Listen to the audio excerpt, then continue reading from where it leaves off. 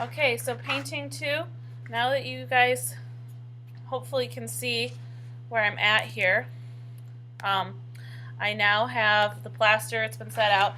I wanted to tell you guys that I noticed after I poured the first cup in, it really was very thin. So you're going to need to do 2 cups. If you look here, this is a nice thickness of your side. It's been sitting for about 20 minutes now, and it's about, I can still carve into it, but I can't really set things into it. So fill up the cup, the measurement showed, pour it once, okay, dry it off, fill it up with the same measurements, mix it really well, and pour it a second time, because you're going to need 2 of those worth to get a nice solid piece here, okay? Then hopefully you have your image that you are going to incise on here.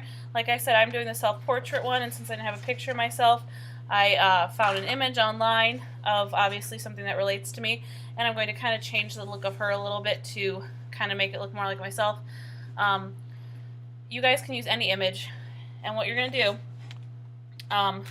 is I actually colored the back with some pencil to help transfer it. I'm going to lay it over top of the semi-damp plaster area still. It's, like I said, I've been drying for about 20 minutes. And I'm going to trace all of the contours and edges of this picture. So you guys can use any image you want. You can see I printed it in your standard printing size, and that's about the perfect size for this plaster mold that we're using. Trace all the edges wherever a dark area runs into a light area. The more detail you put on here, the easier it's going to be when it comes to painting it. And what you'll notice, because this plaster is still slightly damp, I am also incising texture into here, which will be really fun when it comes to painting. So that's why it's nice to do it while your plaster still is somewhat soft and can still be coaxed to do that. Okay, so like I said, and I'm trying to get every contour here that I can see. I'm using a pencil that's not super dull but not super sharp either, because if it's really sharp it could probably tear your paper. And if it tears a little bit, that's okay, but don't want it to tear a whole lot. So just get as many of the perimeters in there as you can. You have about 10 to 20 minutes where this plaster is still going to be able to be incised into or created an impression in before it gets too dry. Originally I was going to have you guys also place objects into here, into the wet plaster, but I found that it doesn't stick very well that way.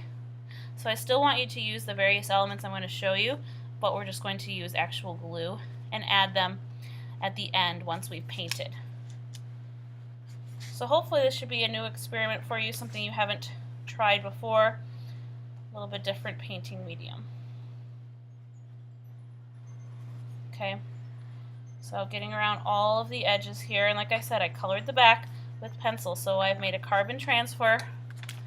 Okay, and if I pull it away, hopefully you can see there are some nice impressions here, and it is very kind of a little bit more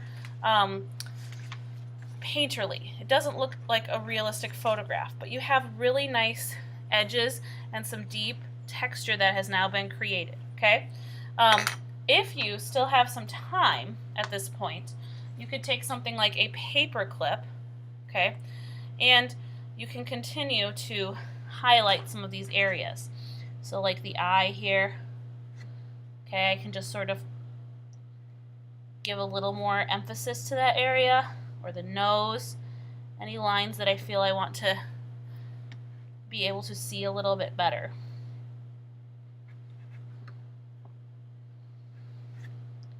So I'm kind of just re-outlining things, and you can see it's going to pull up. It's a little bit almost like a sandy texture at this point. The fingers are still a little rough, so I'm going to kind of retrace those a little bit better so I can see them. And again, a lot of this I can also do with paint later, but the fun thing I want you guys to try with plaster is the fact that you get to create the texture first and then paint into that. Okay, try and get a little more detail in the ear here. And notice I'm cleaning off the little paper clip. with my hand as I go through. So it's just so pretty. I gotta tell you, I really like this in the plaster. It's just very elegant. I'm really liking it. So again, retracing any edges that didn't come out super smooth. Try and hold it up a little more there. You can kind of see all those little texture details. And like I said, this is kind of something you got to do all in one day, at least this first part, because it will not be able to be carved into the second day. The second day, you're going to need to be starting to paint. You only get this short amount of time to incise into it on the first day. Okay, so I'm giving her hair a little bit more texture. Texture is just super fun with this project. The more texture you add, the more fun it's going to be when you paint it. So this is all day one.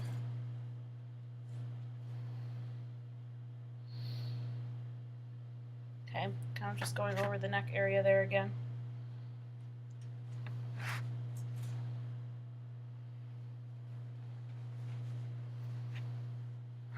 Okay, so this is kind of where I'm going to leave it for this day. Just kind of show you where we're at. Just simple lines, simple texture at this point.